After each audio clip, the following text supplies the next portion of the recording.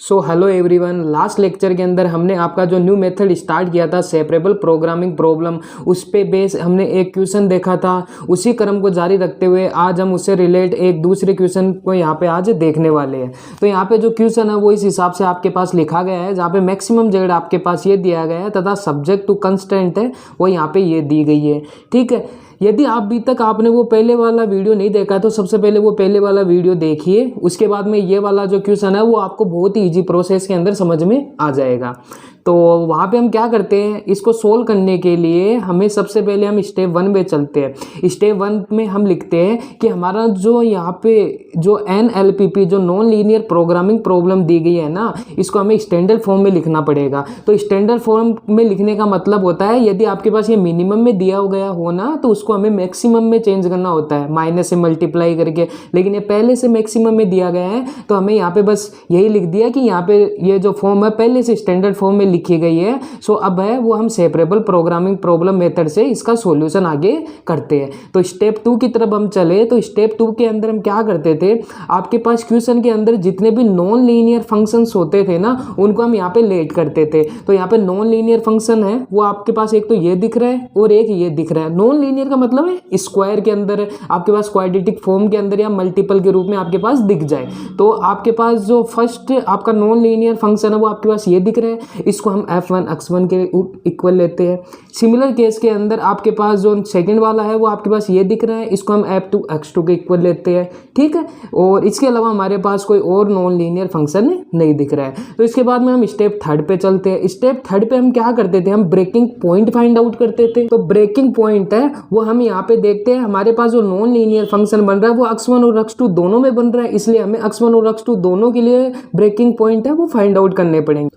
और breaking point है वो हम कैसे फाइंड आउट करते थे, जो आपके क्वेश्चन के अंदर लीनियर फॉर्म के अंदर इक्वेशन होती थी ना उसमें एक बार x1 को 0 रखते थे, एक बार x2 को 0 रखते थे। तो यहाँ पे आपको लीनियर फॉर्म के अंदर ये वाली वैल्यू दिखाई दे रही है, बाकी तो ये सब नॉन लीनियर ही है। तो इसका मतलब इसको हमें जैसे पहले तो हम इसको इक्वल लेके चलते हैं क्योंकि यहाँ लेस देन इक्वल की कंडीशन है। देन हम एक बार तो x1 को 0 रखेंगे, देन हम x2 को 0 रखेंगे। जब x1 को 0 रखते हैं तो हमारे पास x2 की वैल्यू है वो क्या आती है, 2 आती है। तो ब्रेकिंग पॉइंट कहाँ से स्टार्ट होता है, 0 से, और कहाँ तक जाएगा, 2 तक। तो 0 1 एंड 2। सिमिलरली यदि हम x2 को 0 रखें तो x1 के लिए ब्रेकिंग पॉइंट कितने आ गए, 4। तो वही 0 से स्टार्ट करके हम कहाँ तक ले गए इसको, 4 तक।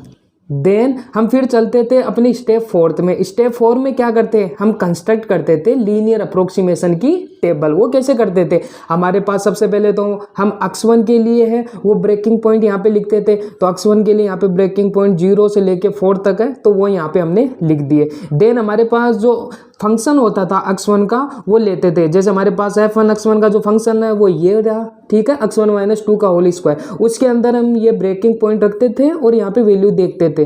तो 0 पे यहाँ पे हम देखते हैं 4 आ रहा है, 1 पे हमारे पास 1 आ रहा है, 2 पे हमारे पास वापस 0 आ रहा है, 3 पे 1, 4 पे 4। जब इस इक्वेशन में हमें पुट करते थे तो हमारे पास f1 x1 की जो वैल्यू जब वो हमारे पास ये आती थी, उसके रिस्पेक्ट के अंदर हम वेट फंक्शन है वो मानते थे। तो वेट फंक्शन यहाँ से W11 से स्टार्ट होगा, तो W11, W12, W13 से लेके W15 तक हमने यहाँ पे वेट फंक्शन ले लिया x1 के क्रॉसपोंडिंग। सिमिलर केस में हम x2 के लिए करते थे, यहाँ पे सबसे पहले हम x2 के ब्रेकिंग पॉइंट लिखते थे। देन हमारे पास जो फंक्शन होता था उसके अंदर हम ये ब्रेकिंग पॉइंट रख के उस फंक्शन की वैल्यू फाइंड आउट करते थे। फंक्शन हमारे पास x2 - 2 का होल स्क्वायर, इसके अंदर सबसे पहले 0 रखते हैं तो 4 आएगा, 1 रखेंगे तो 1 और अगेन 2 रखेंगे तो 0 आ जाएगा। और उसके रिस्पेक्ट में भी हम वेट फंक्शन लिखते थे।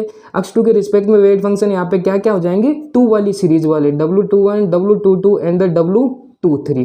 तो इस हिसाब से हमारी स्टेप जो 4 है वो कंप्लीट होती थी।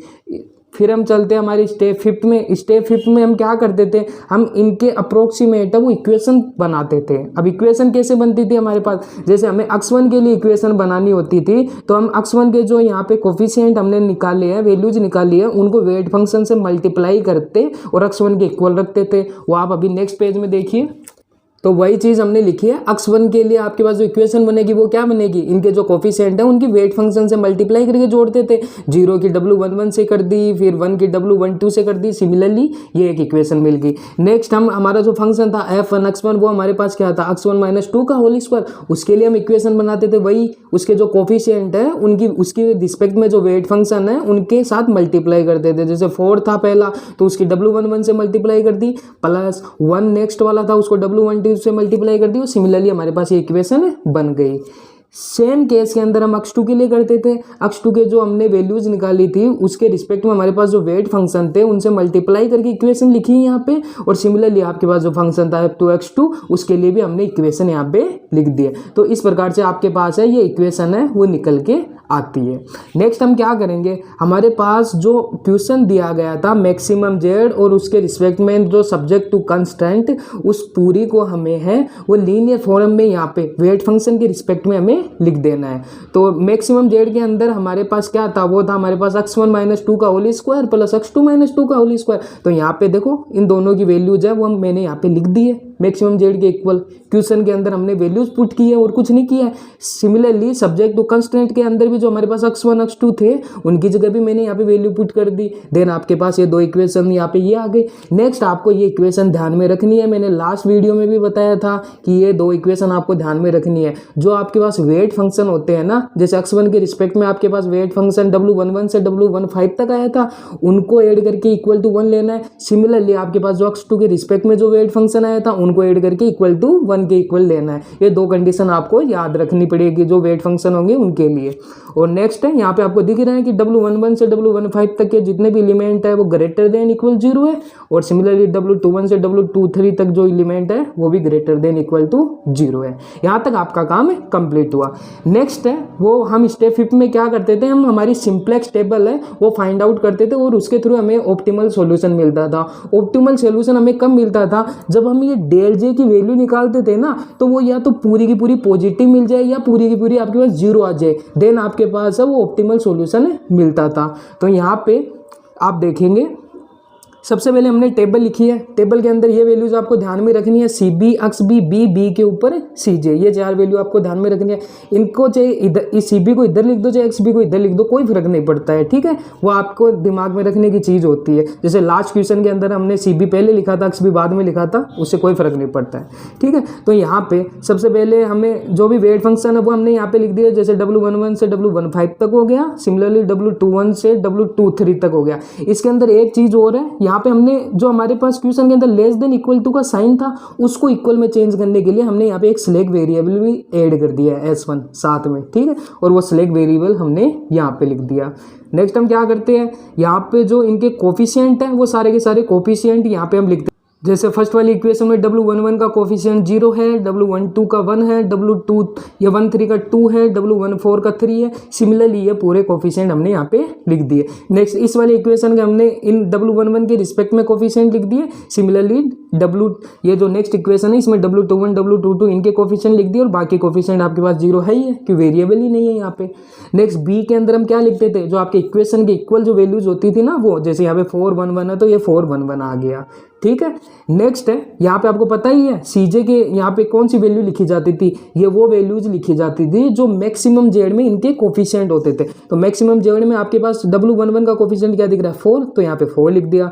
W12 का कोफिशिएंट क्या दिख रहा है 1, तो 1 लिख दिया। सिमिलर केस में यहाँ के इनके कोफिशिएंट जो मैक्सिमम जेड में है वो हमने यहाँ पे लिख दिया। नेक्स्ट आपको एक्स बी के अंदर कौन सी वैल्यूज लिखनी है, जो वैल्यूज आपके पास आइडेंटिटी मैट्रिक्स बनाते, ठीक है। जो एलिमेंट आपके पास आइडेंटिटी मैट्रिक्स बनाते हैं उनको एक्स बी के अंदर लिखते हैं। तो आइडेंटिटी मैट्रिक्स क्या होती है, वो होती है आपके पास 1 0 0 0 1 0 0 0 1। तो यहाँ पे देखो S1 बना रहा है सबसे पहली रो, तो 1 0 0 तो S1 लिख दिया। नेक्स्ट होता है आपका 0 1 0, तो 0 1 0 वाली रो है आपके पास है वो आपके पास W11 वो यहाँ पे लिख दिया। सिमिलरली W21 वाली रो 0 0 1 बना रही है, तो हमने वो वाली रो यहाँ पे लिख दी है, देख सकते हो आप, ठीक है। सिमिलर केस के अंदर अब हम फाइंड आउट करते हैं हमारा डेल जे।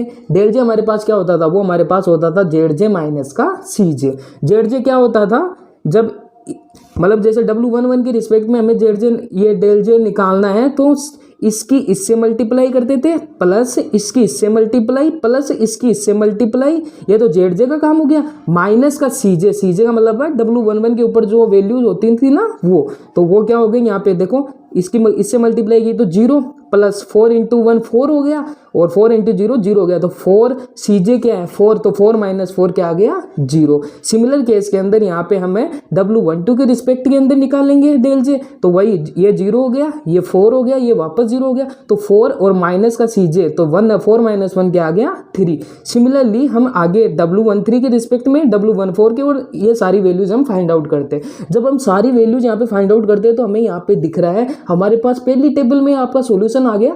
पहली टेबल में हमें मिल गया कि आपके पास जो डेल जे की वैल्यू है वो ग्रेटर देन इक्वल टू 0 है, मतलब नेगेटिव में नहीं आ रही है, हेंस आपके पास ऑप्टिमल सॉल्यूशन है वो यहाँ पे मिल गया। आपके पास जो ऑप्टिमल सॉल्यूशन है वो आपको क्या मिला कि W11 की वैल्यू आपके पास 1 मिल गई, W21 की वैल्यू भी 1 मिल गई, जो मतलब बी के साथ होती है ना वैल्यूज वही होती है W11 और W21 की।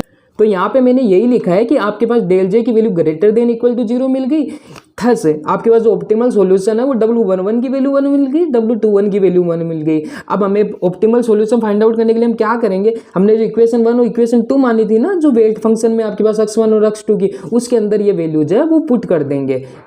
केवल इनकी वैल्यू 1 1 है, इसका मतलब जो बाकी कोफिशिएंट बच गए जैसे कि W आपके पास 1 2 बच गया, W13 बच गया, W14 W15, वो सारी वैल्यूज क्या है 0 के इक्वल। सिमिलरली जैसे W21 की वैल्यू 1 है, इसका मतलब W22 W23 जो आपके पास बचे हैं उनकी वैल्यू क्या है आपके पास 0 है, तो वो सारी वैल्यूज हम पुट करेंगे इक्वेशन 1 और इक्वेशन 2 में, देन हमारे पास x1 और x2 की वैल्यू भी 0 मिल रही है।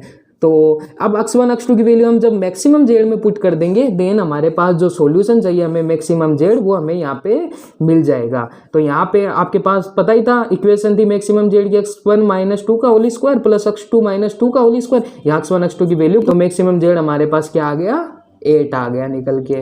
तो बहुत ही इजी टाइप के क्वेश्चन है वो आपके पास एग्जाम में पूछे जाते हैं, होपफुली आपको पूरी प्रोसेस है वो समझ में आ गई होगी। तो इसी के साथ ये यूनिट भी है वो हम यहीं पे समाप्त करते हैं। तो thank you for watching, see you.